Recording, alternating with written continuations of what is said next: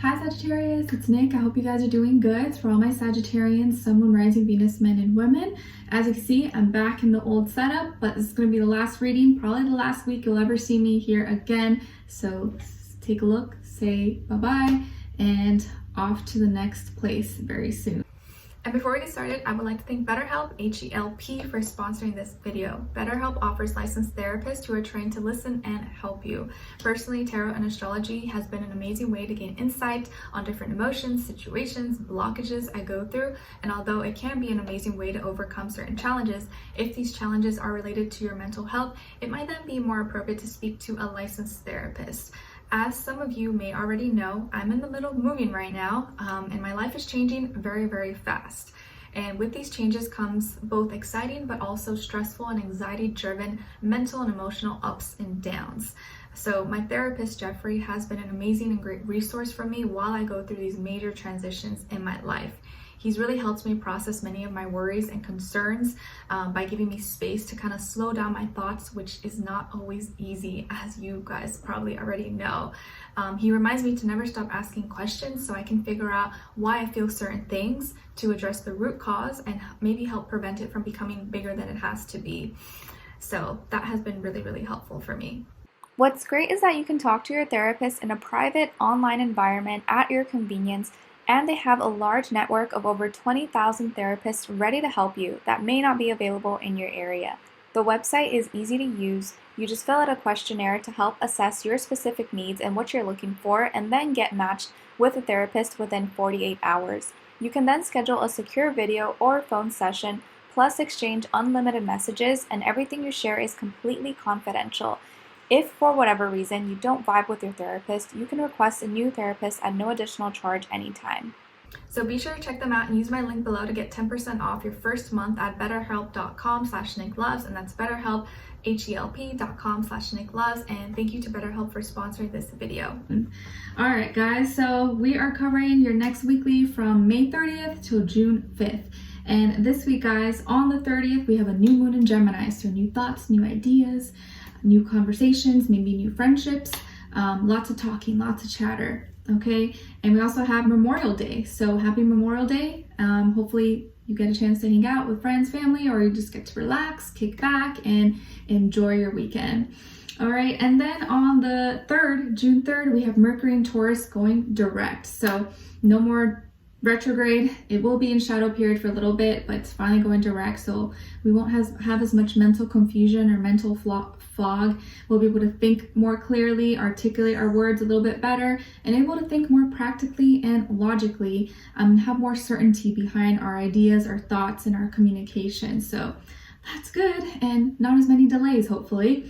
And then on the 4th, June 4th, we have Saturn in Aquarius going retrograde until July 1st. So this is giving us some time to kind of reevaluate, look over, revise our goals, our duties, obligations, responsibilities, how we manage our time, career, finances, stuff like that, anything in regards to Saturn, which is usually not the fun stuff. But we're having some time to reflect, look back, reevaluate, make a plan, or make a change, or say, oh, you know what, I've been doing good. And this can also be a very karmic time. So use this time, this next month ahead, to kind of look back, maybe plan ahead, or see if you want to change something, or maybe give yourself a pat on the back. Maybe some of you will get a chance to finally relax, and you're like, you know what?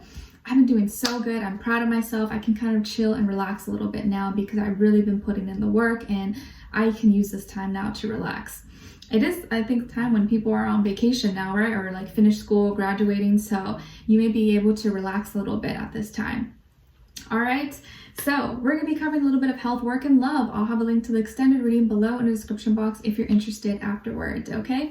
All right, so my beautiful Sagittarians, when it comes to your health, it feels like some of you may overindulge, or you may be treating yourself. I feel like some of you are going like doing the most. You could be buying all organic foods, or you're treating yourself to the best restaurant, ordering the most expensive plate, or you're buying yourself that really nice outfit you wanted even though it costs so much money. You're like, you know what, I deserve it.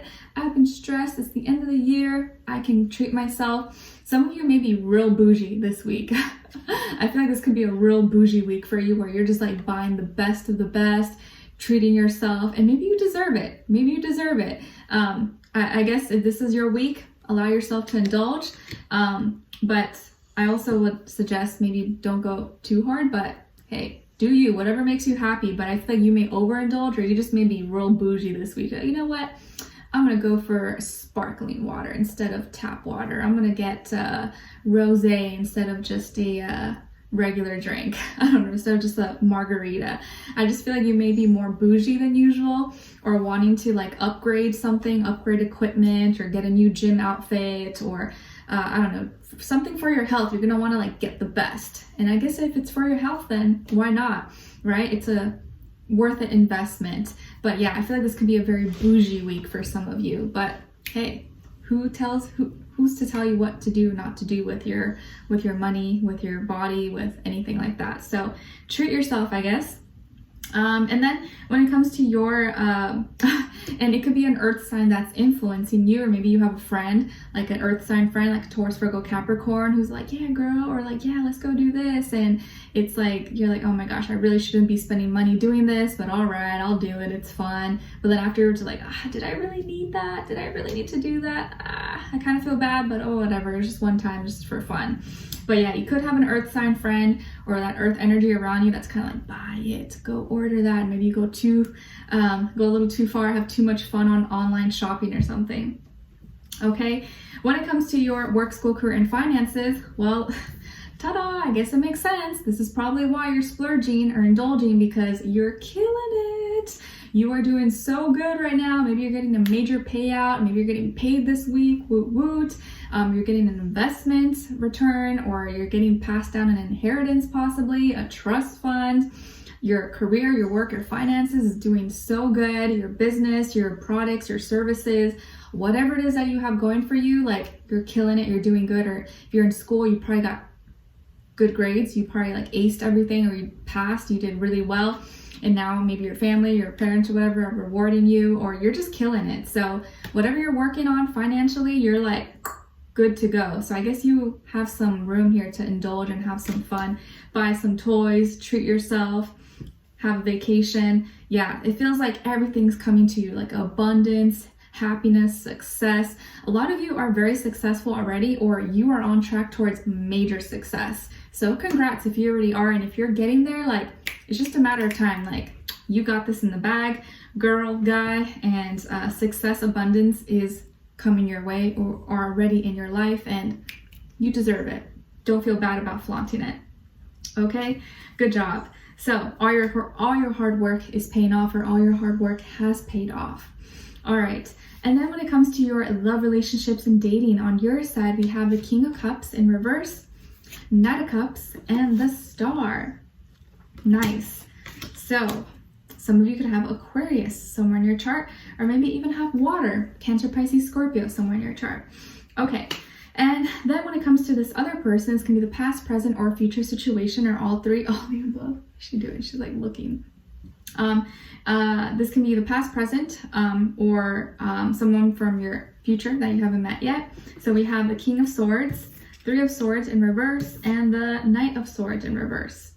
Okay, so as far as who you could be dealing with, well, it could be an air sign, Aquarius, Libra, Gemini, Sun, Moon, Rising, Venus. But of course, it doesn't have to be. Like I always say to you guys, it could just be the energy this person is embodying or playing out at this time.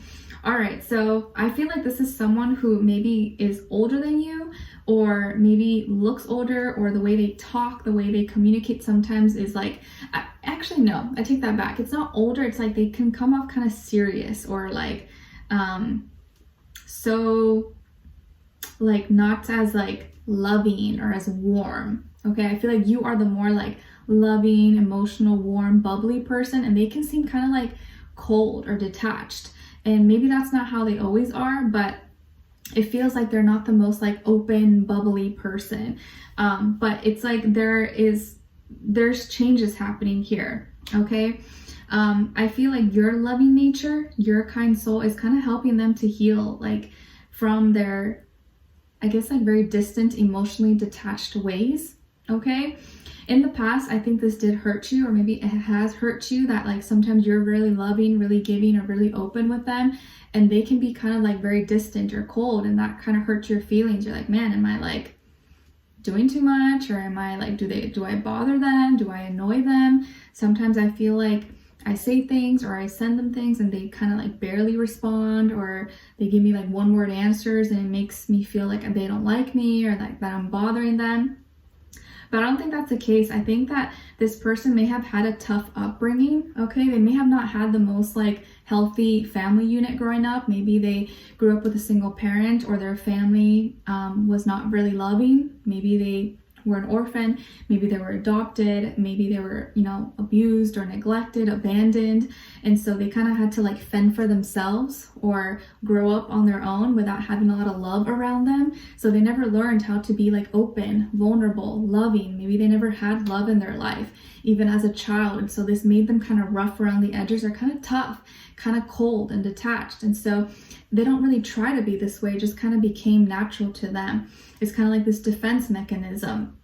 But I think they know that they maybe have been a little too harsh with you, or maybe have not been as sweet with you. And I think you just staying like yourself, but still like you're not getting too offended, but you're still there, like you're still being sweet, is softening them up and helping them to learn how to heal, to get rid of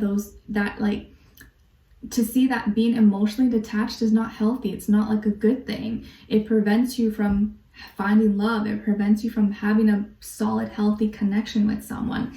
And I feel like the way you're addressing it, the way you're approaching this person is in a really calm, loving way. It's like, even when they push you away, you're still sweet. Even if they say something or kind of cold, you're still very nice. And that over time, your consistency in being that way is really showing them like the strength and the power of gentleness, of peace, of femininity, of love, right?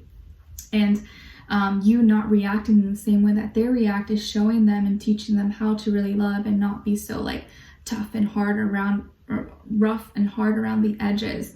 So your love is helping them heal. And I feel like this person's healing a lot, and a lot of it is mental and their own ways of like putting up walls. They have huge walls, huge guards up, but I feel like little by little you are helping bring them down.